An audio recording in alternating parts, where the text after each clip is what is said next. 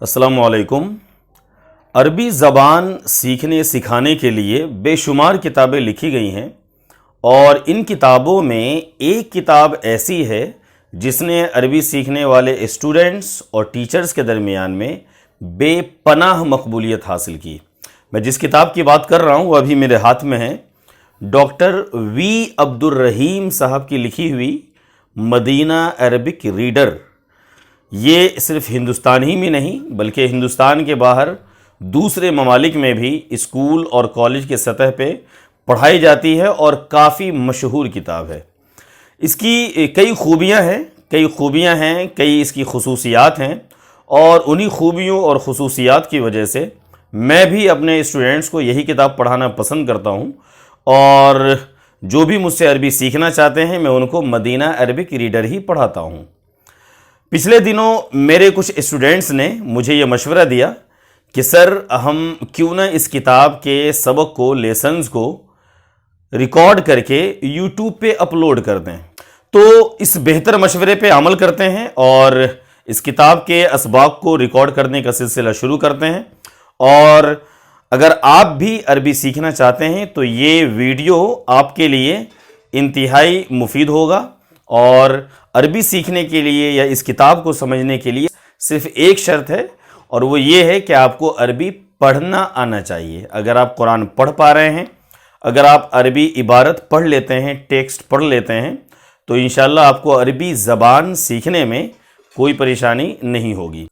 تو شروع کرتے ہیں اس کتاب کو، لیکن اس کے پہلے سبق میں جو خاص باتیں بتائی گئی ہیں، جو میجر کانسیپٹ، جو اہم باتیں بتائی گئی ہیں، میں مناسب سمجھتا ہوں کہ کتاب شروع کرنے سے پہلے ان بنیادی چیزوں کو اختصار کے ساتھ بورڈ پہ ہم سمجھ لیں۔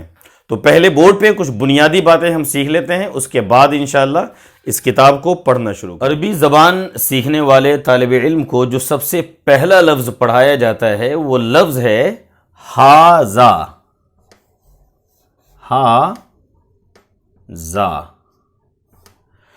ہاذا یہی وہ لفظ ہے جس سے عام طور سے کتابیں شروع بھی ہوتی ہے۔ جب بھی آپ کسی سیریز کا پہلا حصہ دیکھیں گے وہ کتاب عام طور سے اسی لفظ سے شروع ہوتی ہے۔ عربی کے طالب علم کو سب سے پہلے یہ لفظ پڑھایا جاتا ہے ہاذا، اور ہاذا کا میننگ ہوتا ہے یہ۔ ہاذا مینز یہ، ہاذا کا میننگ ہوتا ہے یہ۔ اگر میں اس کے بعد میں کوئی لفظ لکھ دوں جیسے کہ قلمن، ہاذا قلمن،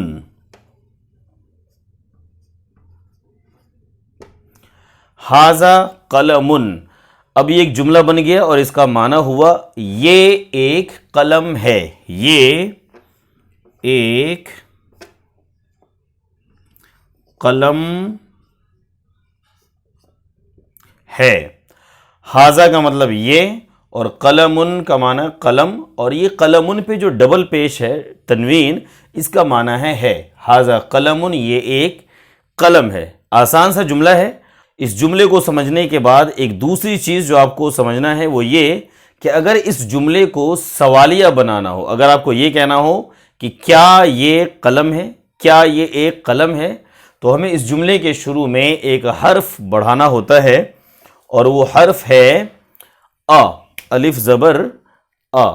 اگر آپ اس جملے کے شروع میں آ لگا دیں، الف زبر آ، تو اب یہ سوالیہ جملہ ہو جائے گا، اور یہ ہو جائے گا اس کا معنی کہ ہاذا قلمن، کیا یہ ایک قلم ہے، کیا یہ ایک قلم ہے۔ تو یاد رکھیں کہ جب بھی نارمل جملے کو سوالیہ جملہ بنانا ہو تو اس کے شروع میں ہم عام طور سے ایڈ کر دیتے ہیں، بڑھا دیتے ہیں۔ ہاذا قلمن کا معنی ہوگا یہ ایک قلم ہے، لیکن اگر آپ کو کہنا ہے کہ کیا یہ ایک قلم ہے تو شروع میں لگا دیں گے، اور اب معنی ہو جائے گا کیا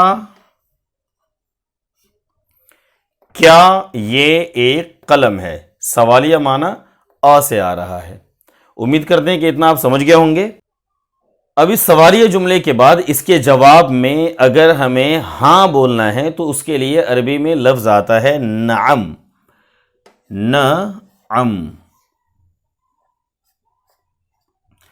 نعم کا مطلب ہوتا ہے ہاں، یس. نعم کا مطلب ہوتا ہے ہاں. اور اگر آپ کو نا میں جواب دینا ہے، اگر آپ کو بولنا ہے نو، تو اس کے لیے عربی میں بولا جاتا ہے لا. لا والف زبر لا. لا. لا کا میننگ ہے نہیں. نعم کا میننگ ہے ہاں، اور لا کا مطلب ہے نہیں. اب اس بورڈ پہ آخری لفظ جو ہم سیکھنے جا رہے ہیں وہ ہے ماں. میم الف زبر ماں. ماں. ماں کا میننگ ہوتا ہے کیا؟ ماں کا میننگ ہوتا ہے کیا؟ اتنا سمجھنے کے بعد اب سیدھا کتاب پڑھ کے سمجھنے کی کوشش کرتے ہیں. تو چلیے کچھ بنیادی چیزوں کے سیکھنے کے بعد اب سیدھا کتاب شروع کرتے ہیں. اور صفحہ نمبر 3 سے یہ کتاب شروع ہوتی ہے باقاعدہ. صفحہ نمبر 3 میں اس کا پہلا سبق ہے الدرس الاول. الدرس الاول، الدرس کا معنی سبق، اول کا معنی پہلا. الدرس الاول پہلا سبق. حاذا، جیسا کہ میں نے بتایا حاذا کا معنی ہوتا ہے یہ. حاذا یہ. اب آپ دیکھتے ہیں کہ حاذا کو جملوں میں کیسے استعمال کیا گیا ہے. پہلا جملہ حاذا بیتن. حاذا بیتن، یہ ایک گھر ہے. تصویروں کی مدد سے آپ آسانی سے ترجمہ کر سکتے ہیں. دوسرا جملہ ہے حاذا مسجدن. حاذا مسجدن، یہ ایک مسجد ہے. آگے ہے حاذا بابن. حاذا بابن، یہ ایک دروازہ ہے. حاذا کتابن، یہ ایک کتاب ہے. حاذا قلم، یہ ایک قلم ہے. حاذا مفتاح، یہ ایک چابی ہے. اور آخری 3 جملے ہیں اس صفحے میں. حاذا مکتبن، یہ ایک ٹیبل ہے.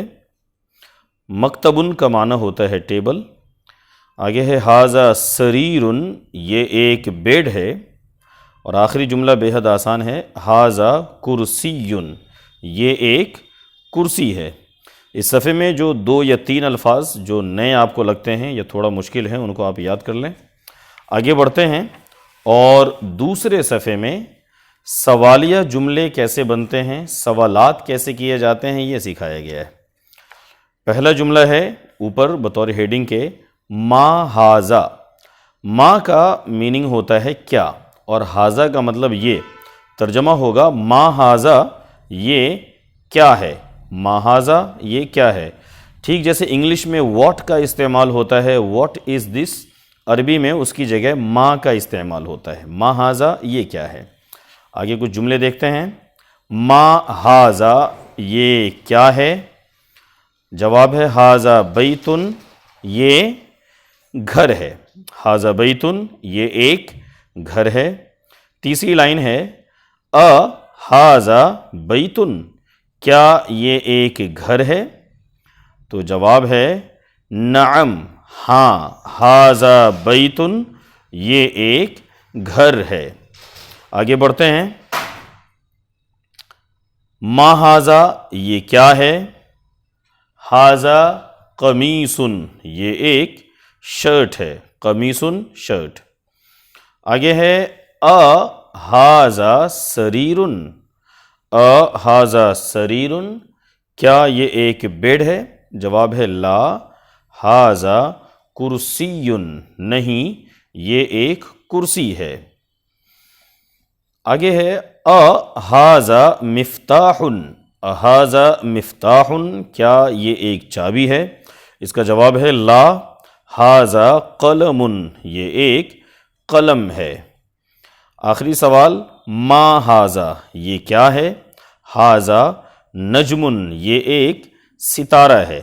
یہ ایک ستارہ ہے. ستارہ کو عربی میں بولا جاتا ہے نجم. قرآن میں ایک سورت بھی ہے سورۃ النجم، نجم کے نام سے. اور یہ 2 صفحات میں جتنے الفاظ آئے ہیں اگر آپ نے ان کو یاد کر لیا ہے تو صفحہ نمبر 5 آپ کے لیے انتہائی آسان ہوگا. یہاں پہ ایک طرح سے آپ کی ووکیبلری ٹیسٹ کی جا رہی ہے. آپ نے عربی الفاظ یاد کیا یا نہیں وہ یہاں پہ ٹیسٹ کیا جا رہا ہے۔ مثال کے طور پہ یہ ٹیبل کی تصویر دکھا کر آپ سے سوال کیا جا رہا ہے ما ہاذا، یہ ٹیبل کی تصویر ہے اور یہ سوال ہے ما ہاذا، واٹ از دس، یہ کیا ہے؟ تو آپ کو جواب دینا ہے عربی میں کہ یہ ایک ٹیبل ہے اور ٹیبل کو بولا جاتا ہے مکتبن، تو جملہ بنے گا ہاذا مکتبن۔ اسی طریقے سے بیڈ کی تصویر ہے اور سوال ہے ما ہاذا، یہ کیا ہے؟ تو بیڈ کو اگر آپ نے دھیان دیا ہو تو بیڈ کو عربی میں بولتے ہیں سریرن، جواب ہوگا ہاذا سریرن، یہ ایک بیڈ ہے۔ تیسرا سوال انتہائی آسان، کتاب کی تصویر اور سوال ہے ما ہاذا، یہ کیا ہے؟ آپ کو بولنا ہے یہ ایک کتاب ہے، تو ظاہر ہے جملہ ہوگا ہاذا کتابن۔ آگے ہے یہ دروازے کی تصویر ہے اور سوال ہے ما ہاذا، یہ کیا ہے؟ تو جواب ہوگا ہاذا بابن، دروازے کو عربی میں بابن بولا جاتا ہے۔ اور صفحہ نمبر 5 کے بالکل آخری میں گھر کی تصویر کے ساتھ سوال ہے ما ہاذا، یہ کیا ہے؟ ظاہر ہے اس کا جواب ہوگا ہاذا بیتن، یہ ایک گھر ہے۔ امید کرتے ہیں کہ یہ 3 صفحات آپ کو آسانی سے سمجھ میں آ گئے ہوں گے۔ انشاءاللہ بقیہ صفحات اگلے کلاس میں۔ اللہ حافظ۔